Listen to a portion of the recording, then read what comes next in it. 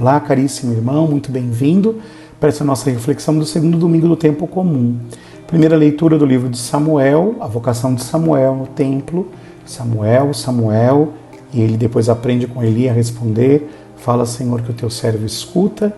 A segunda leitura, Paulo que nos convida a tornar o nosso corpo um só com Cristo, sendo membros de Cristo, não dando ao nosso corpo a imoralidade, porque somos santuários do Espírito Santo. O Evangelho, o chamamento dos primeiros discípulos, os dois primeiros discípulos de João, que passam a ser os discípulos de Cristo, e depois de André e de Pedro, que seguem também o Senhor. Mas aquela pergunta que Jesus diz, o que vocês estão procurando? E eles perguntam, mestre, rabi, onde moras? E Jesus os interpela, ainda desafiando-os, vinde ver.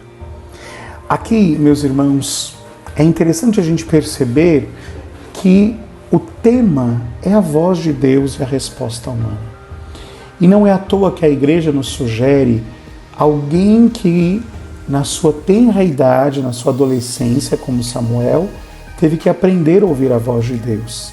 Não me parece, e eu tenho a impressão que não é isso, que se coloque ali Samuel como uma espécie de imaturo que está querendo entender a voz de Deus, mas muito mais como um jovem que tem aquela gana, aquela sede, aquele desejo de ser feliz, de sonhar como todos os jovens sonham.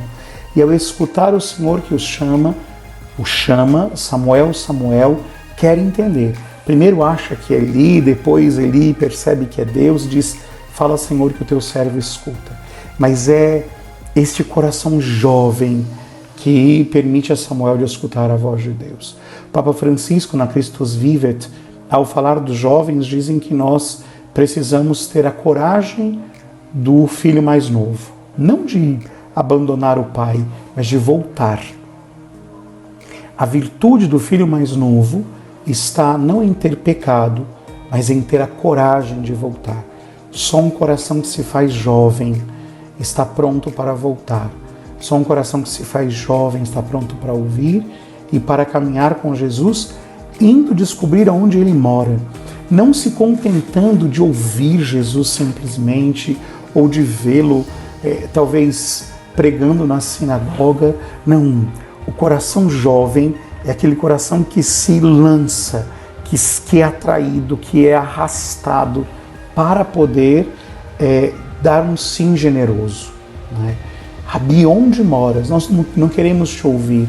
Há tantos rabinos que falam em Israel, mas nós queremos conhecer um rabino, um mestre, que nos coloque dentro da sua intimidade, dentro da sua casa. Né? E para isso é preciso um coração jovem, a mudar a forma de pensar, a voltar atrás, a recomeçar, como os jovens têm. E assim, meus irmãos, é importante que nós nos questionemos com que decisão nós estamos vivendo o início deste novo ano, com que desejo de experimentar o Senhor nós queremos aqui estar, com este coração jovem, com este coração capaz de dizer, Senhor, fala que o teu servo escuta, me desafia, me arranca da minha comorbidade, né? Desta coisa que me torna letárgico e que se transformou numa espécie de doença.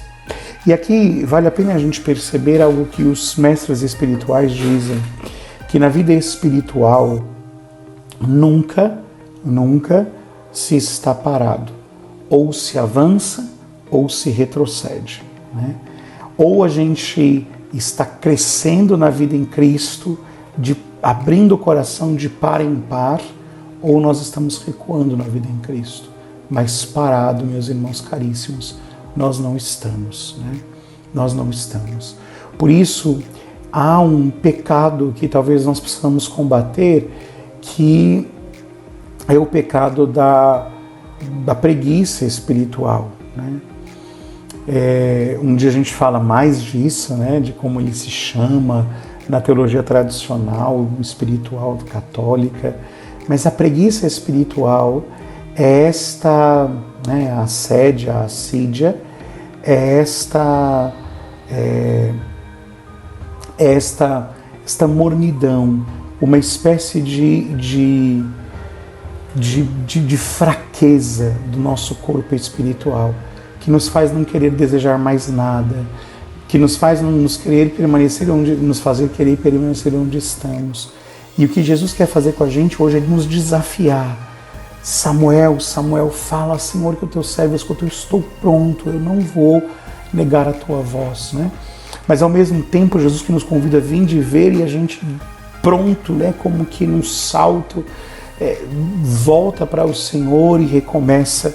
O Senhor nos desafia a ouvir com força a sua voz. É a voz do Senhor, né? O Santo Agostinho tem aquela frase célebre, né? Que tantas pessoas citam: eu tenho medo do Cristo que passa. Ou seja, esse Senhor que entra na nossa vida, passa, nos chama e que nós corremos o risco de ficar para trás.